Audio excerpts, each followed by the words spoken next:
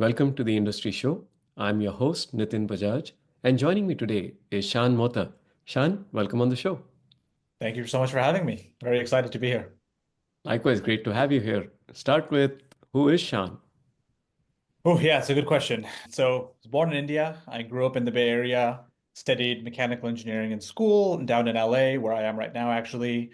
Worked at a bunch of cool companies, Microsoft, Apple, Skydio, and now I'm the co-founder and CEO of a startup called Vendra. More traditionally, I love spending time with my family, my girlfriend, our dogs. Maybe not so traditionally, I also love working on and racing cars, breaking things and fixing a lot of the same stuff that I broke. So that's pretty much my whole life in a nutshell right now, between running a company and spending time with people and doing things that I like outside. That's amazing. We have a lot to talk about, especially breaking stuff and racing things and Yes. being being somewhat out there. No, it's a non-traditional talking point, which is it's good to start conversations with, I Yes. think. But the one thing that I'm generally curious about is, when people have so many different options that are considered safer, more secure, maybe more comfortable, convenient, etc. Hmm. Why do people take the entrepreneurial path and journey? And in your case, you could have stayed on at Apple or any of the other Yeah, bigger names, take those big fat paychecks, benefits, and everything that come with it, it was nice. right? Why Vendra? Why do this?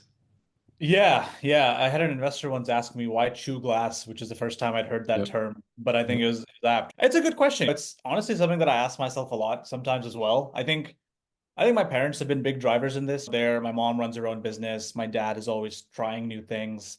And the same exact question I got when I left Apple to go to a startup called Skydio. My friends are like, why would you leave Apple? And obviously, from that to starting your own thing, are you crazy? There's a lot of different things that I think there are to try in the world. I've always been one to always be looking for sort of the next thing and ways that I can grow professionally, personally, experience something that I haven't done before. And I think when I was at Apple, I really liked being part of Apple, right? Being part of the machine, being contributing to top tier, high quality products that companies known to make. But I wanted something a little bit more where I had more ownership and smaller scale, which is why I went to Skydio. And Skydio really exposed me to how startups operate, how you can own a big chunk of it. Interacted with the founders, the CEO, the CTO quite regularly, and it humanized basically starting a company. When you're at Apple, Tim Cook, and you're like, this is a celebrity, it's a legend. Yep. Not to say Skydio co-founders are not legends, they are in my book, obviously, but when you work there, you talk to them and you're like, I could do this. This is doable. I want to have a good idea. I want to commit to it. I want to see it through. I want to build not just a product, but like a company, a foundation, or architect, something like that. And that was really the motivation for starting my own thing. And like I said, my parents were big drivers. They were basically like comfort can always come and be there, right? You can always go back to an Apple or whatever if you need to. But I think we were just in a good time in my life where it made sense to take a big risk and hopefully it pays off. Hey, we'll find out pretty soon, but Yeah. have all of our best wishes. Now, tell us, what is Vendra? Yeah, very simply, Vendra is a US-based manufacturing marketplace. Engineering teams who need physical parts made, machined or molded or 3D printed even, they'll come to us, send us their parts, and then we have a system that matches them to suppliers across the United States who have open capacity, which means they have idle machines, they have extra manpower. They're basically ready to get to work immediately on these, and we'll connect that, facilitate the connection, and then we automate a lot of the manual processes for the buyers. So you as a buyer send us a part, you immediately get a few quotes back for a part you need made faster than it would be to do it manually and better than other platforms that do a lot of like obfuscation and hiding of suppliers from you. And really, our goal is to democratize manufacturing, starting with the US, obviously. You should be able to get parts made whenever you need them with zero barrier to entry. And I think we're already laying the groundwork to that. If you go to our website now, you fill out one form, submit your parts, and we'll start the entire process and get you pricing and quotes and all that with literally zero sign up or barrier to entry. So that's what we really see as the vision for the company moving forward. And that's what we've been building towards. Sweet. I know you guys are just getting started on this journey.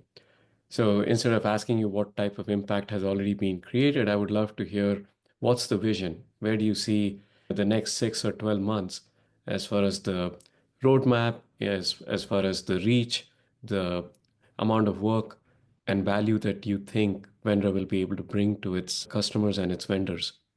Yeah, that's a great question. The amount of work is going to be very high, so get rid of that one first. But I think there's a ton of value to be generated for both sides here. I'll talk on the supplier side first. We speak with so many vendors and suppliers, and we do cold calls and factory visits and all that. And like I said, these guys have open capacity. They want to work, they want to get out there, but most vendors don't have sales teams and sales operations, right? They're spreading their expertise through word of mouth. Like you can have some guy who's an expert at machining impellers for a turbine, right? But some guy who needs that made across the country will never get to know of him or find him because the word of mouth is not going to travel that far.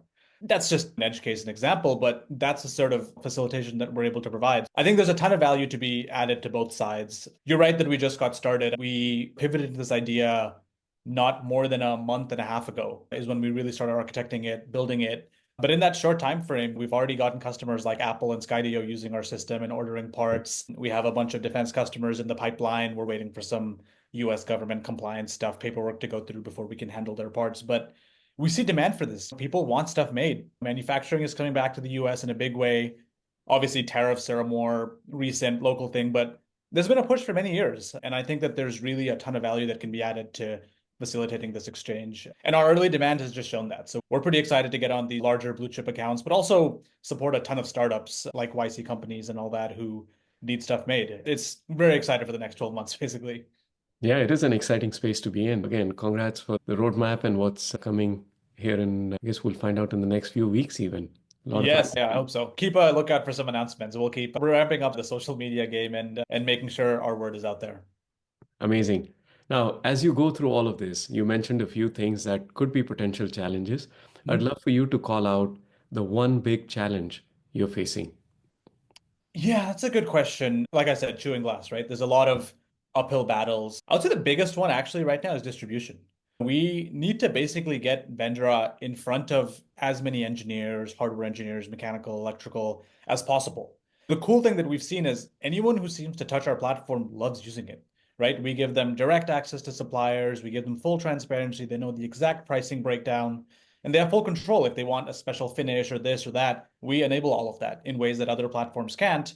But now it's just a matter of getting it into people's hands and then getting them to switch away from a legacy provider that they have to giving us a try, essentially. And there's ways we do that. Obviously, social media is one, manual outreach, cold outbound is one, making the barrier to entry minimal, like I said before, is another one, right? There's minimal switching costs, right? It's not like they're married to other systems, they just need an easy way into ours. So I see all that kind of culminates into the challenge of distribution and switching customers from someone else to us. And it's a learning journey for us, right? I was never in sales or marketing or outreach, but with the help of a lot of good books, actually, I'll recommend the book later. But yeah, with the help of some reading material and a lot of AI tools to help generate content and keep us on our toes, I think it'll be a fun learning experience for us to not only be good on the technical development, engineering side, but also getting it into people's hands because ultimately that is the defining metric of a company. It's distribution, so much even product. Amazing. Now, on the flip side of challenges come opportunities. What's the one that excites you the most? Yeah, that's a good question. Also, there's certain industries where getting stuff made locally in the US is nice to have, right? Consumer tech, if I can get customers like Apple who we're working with and other ones, it's cool if we can have those accounts. On the other hand, there's companies that, or industries rather, that absolutely need stuff made in the US. A lot of those are regulated, like defense, military stuff, and also like space tech and energy and all that. Those obviously I'm very excited about because we have the best solution for domestic production of any company out there, right? It's just a matter of us getting it into their hands. And of that large group of things or companies that need stuff made in the US, I would say space tech especially really excites me. I don't know if I mentioned very briefly, but we went through the Y Combinator batch last year, summer 24. We had a lot of companies in our batch doing space tech, like really difficult advanced space stuff. One was doing data centers in space. One was doing in-space repair and refueling hubs, like a gas station, but for a rocket up there, which to me is just the most mind-blowing space age stuff. And getting those guys to have us support them for getting parts made, for supply chain stuff, for facilitation of supplier introductions and all that sort of stuff would be so cool. I would love to get into that space and have Vendra be the name brand for getting parts made for your spacecrafts. I think that's an opportunity that like we've been pushing really hard on and really excited to onboard some customers there. That's so cool. Just Isn't it? Like it's just that, I don't know, man, the way the things people come up with for like space related technology is always just a step above everything else, I feel like, in terms of creativity and just novel solutions. Because literally And unbounded, right? You can pretty much do whatever you want up there. yeah. And what I love the most about this is you get to ride with them. They have That's to go right. figure out all the crazy stuff, and then they come to you and say, hey, now make this happen. Make this a Right. reality. Yeah, and it's super crazy talking to them, right? Because we have our development challenges and stuff at Vendra, right? You have to push code or do this or get compliance. And I talk to some of these friends who are building these space companies. Oh, what's your challenges? And they're like, oh, we have to book space on the next Falcon 9 rocket and then figure out the deployment strategy once we're up in low Earth orbit. And I'm like, that's cool, man. That's it's a different level of challenge, but that's very cool.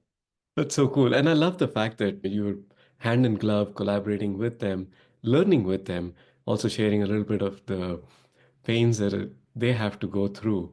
Right? 100%. Yeah, It's the that's whole right. ecosystem that has to come together as a team Yeah, for making these impossible things happen. And it's like we're living in the exactly. future.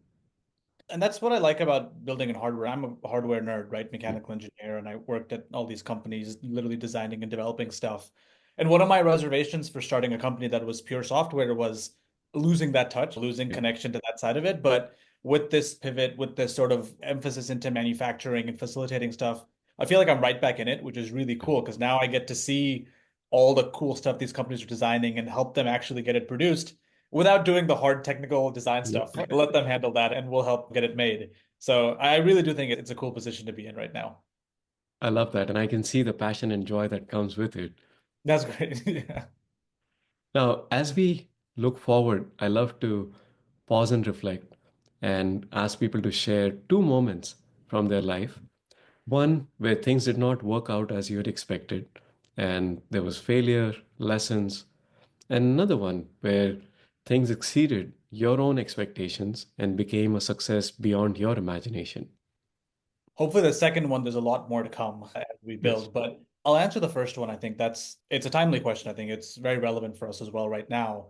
We got into YC last year to build this software product, actually. We were building a project management system for hardware companies, trying to solve a specific pain point that I felt in my own career. And I won't get into the details of it very much here, but ultimately that product didn't pan out. We tried building it, we were selling it. We actually scaled it to six figures in revenue. It was not like a complete failure by like a revenue metric.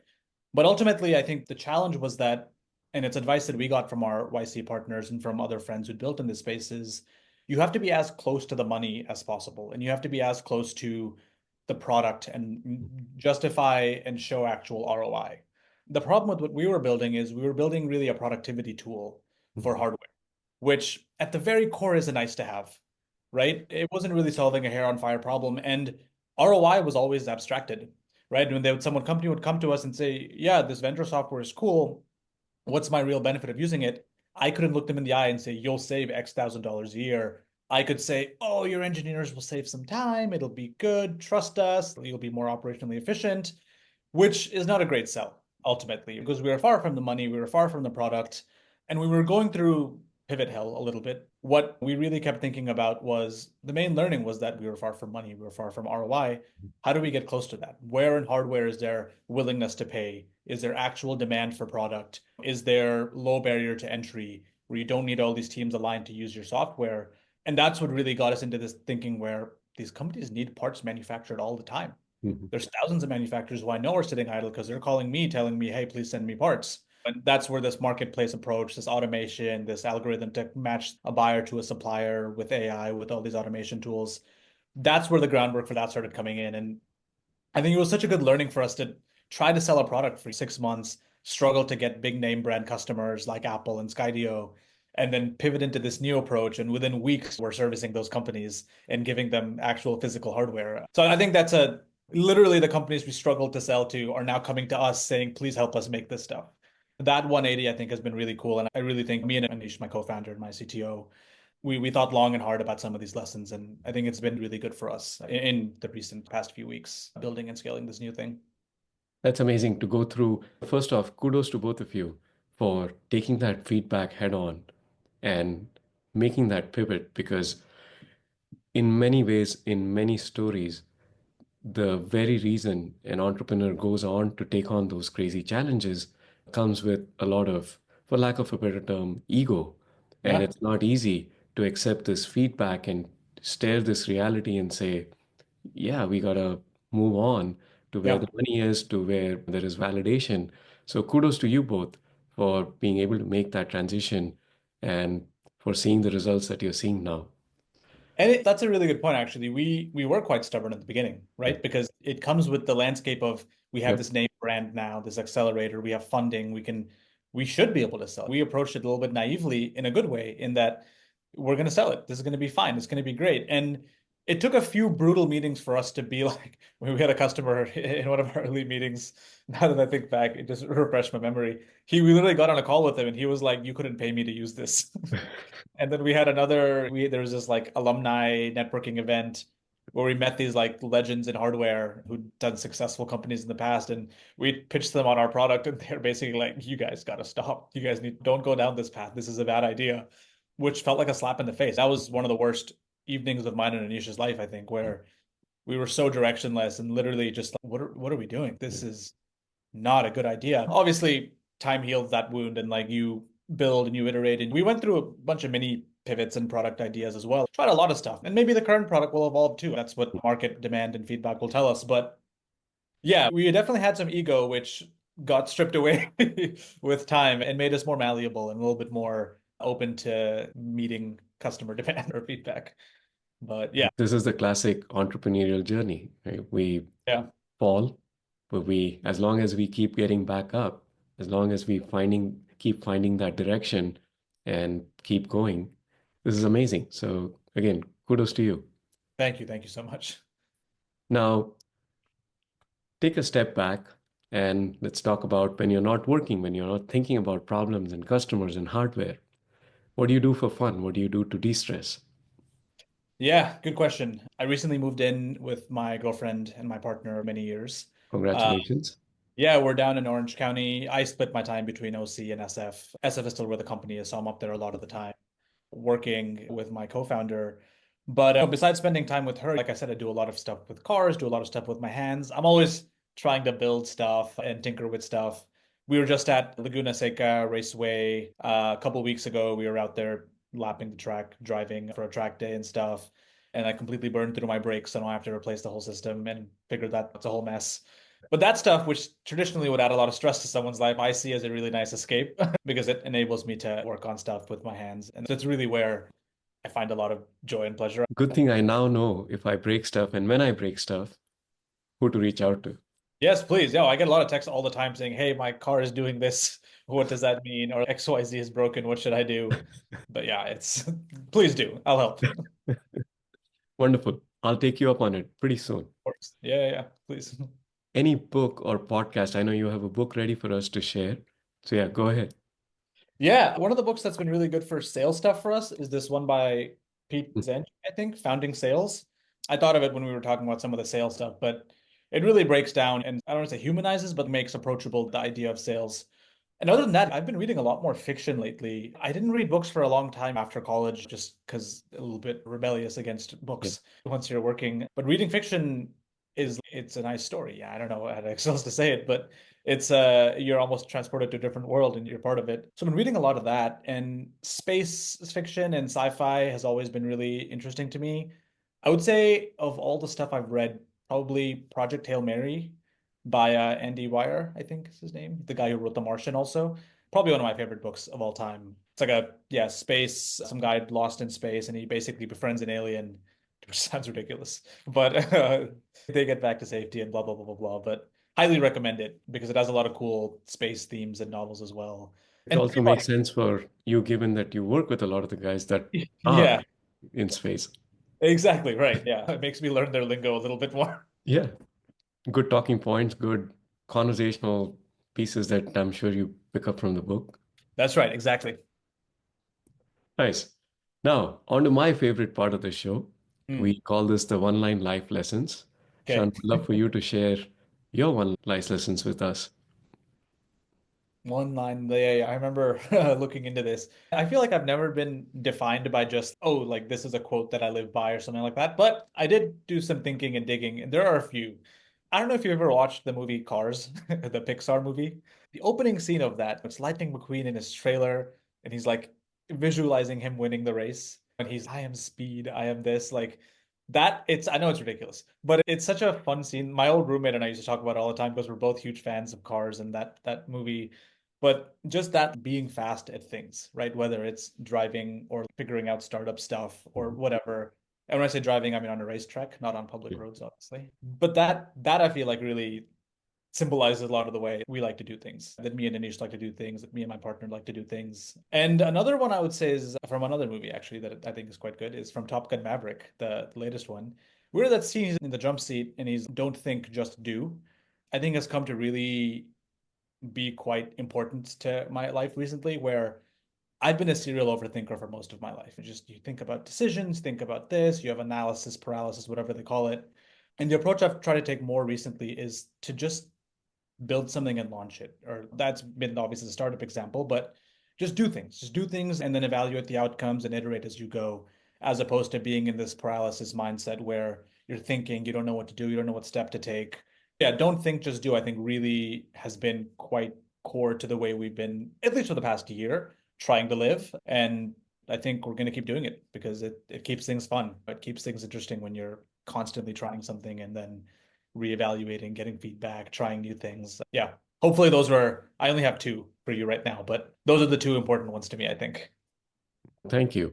And I believe in both, especially just keep doing it. It's all about the action, right? And Right. Yeah. action will inform where you go from there and what you're doing right and do more of, and what is not working and we need to do less of. And that keeps it. Correct. Yeah.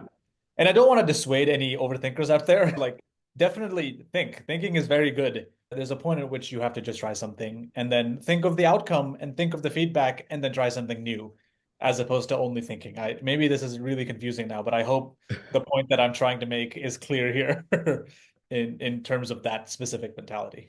Hey, it makes sense to me. I'm Great. sure if Okay. it made sense Good. to me, it makes sense to the other 99.9%.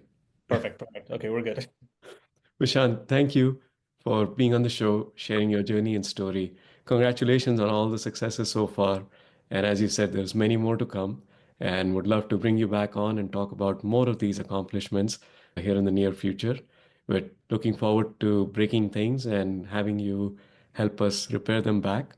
And Yes, please do. looking forward to a lot of this journey and sharing this with our audience. Amazing. Yeah. I'm always a phone call away whenever you need car troubles or car help. But yes, thank you so much for having me again. Your stuff has been really cool. I've been following your podcasts and stories and shows that you put out. And again, very honored to be here. So thank you so much for taking the time to have me on.